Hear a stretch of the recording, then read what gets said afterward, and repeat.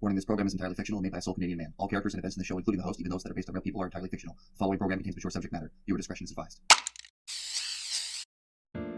America. The land of opportunity.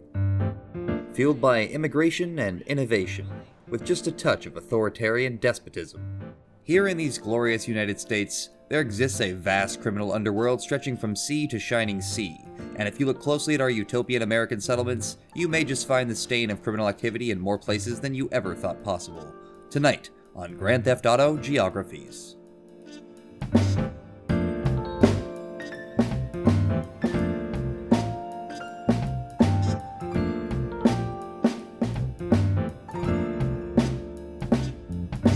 Civic service, executions, and butchery. Tonight we will examine a district of Liberty City that might otherwise have gone overlooked, if not for its particularly bloody history, even among the many crime-ridden neighborhoods of Portland and beyond.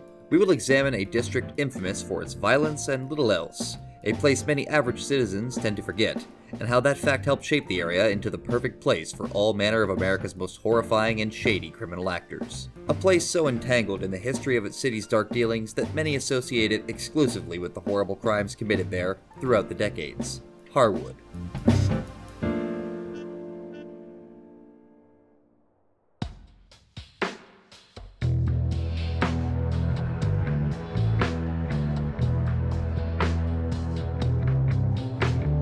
Despite being one of the largest districts by land area in all of Liberty City, thanks to the area's scrapyard and large swaths of unused land, Harwood as a functional district of the city is very plain.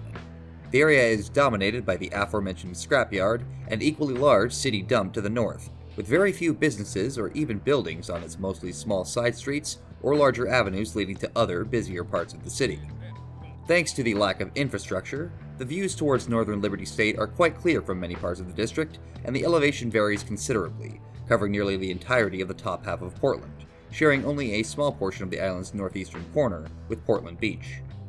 The exact dividing line between Harwood and several of the districts on its southern border is a bit vague, with our own research concluding that the line was drawn directly along the upper edge of one of the roads running behind the Borgnine Taxi Building in the West End, and cutting directly through several blocks that many consider to be entirely part of Harwood.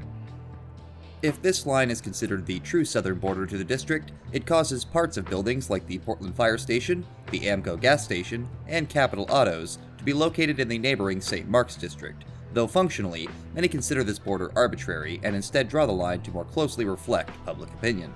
Depending on where the line is drawn, the district consists of either three main avenues or two, one running east-west into the district from the nearby Hepburn Heights, one running north and west into the Porter Tunnel, and the other beginning at the Heights' northern border and running up and around to loop back into Harwood on the east side.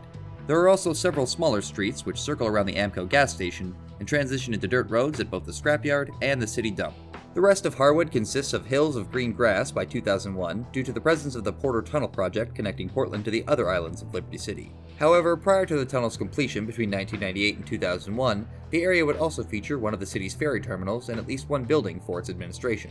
Being the northernmost district of Portland, Harwood borders only Hepburn Heights and St. Mark's to the south, and Portland Beach to the east.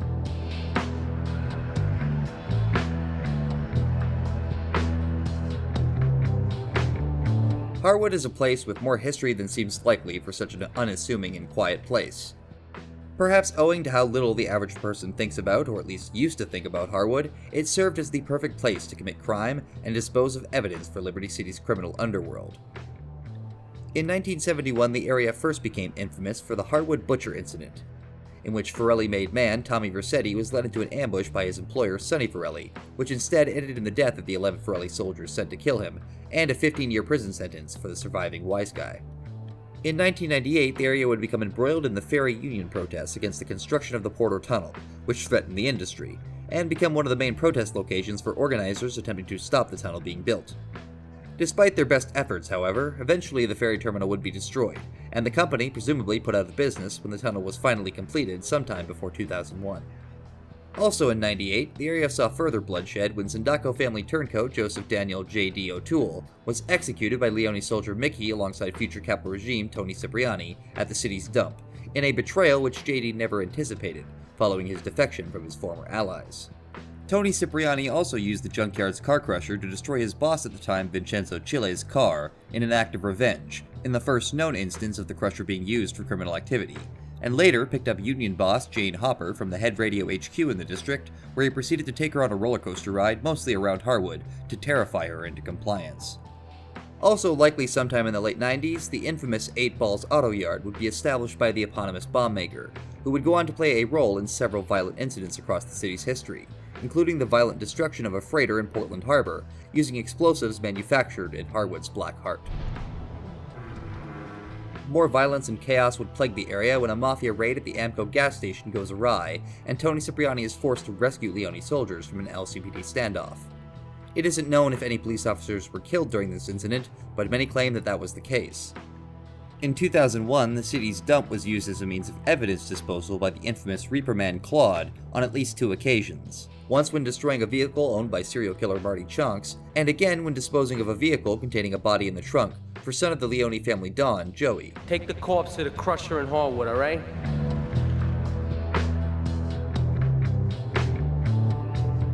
Few actual buildings have sprung up in Harwood over its history, but despite this, the area has been home to several businesses, both illicit and legitimate.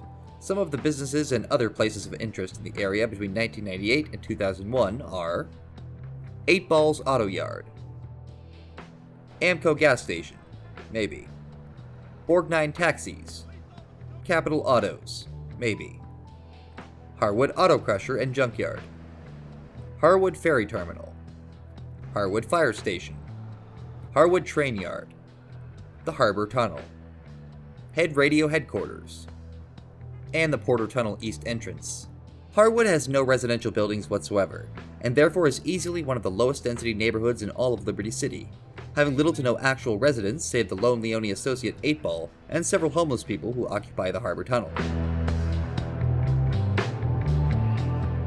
Alright guys, if you're a regular you know the drill. Time to drop character and take a look at some of the possible analogs for the scrappy semi-industrial district of Harwood in the real world.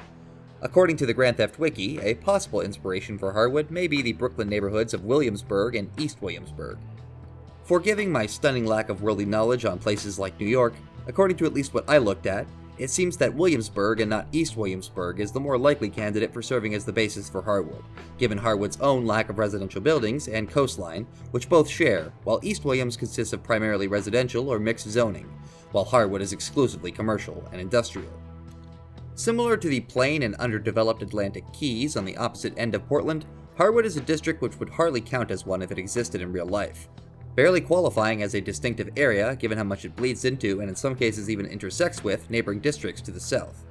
Given this lack of detail in much of the district, it is hard to find a true real-world comparison, but given the placement of both and some surface-level shared qualities, Williamsburg seems as apt as possible when the possibilities are considered.